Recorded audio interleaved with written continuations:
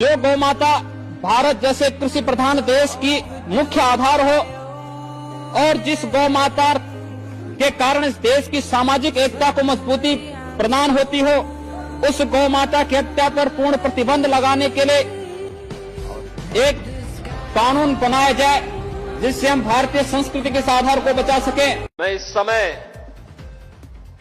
एक चलन देख रहा हूं,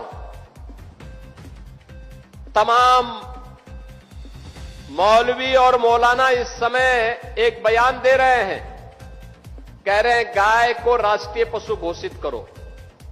अबे हमने कहा कि गौ हमारी माता है, जन्म जन्मांतर का नाता है।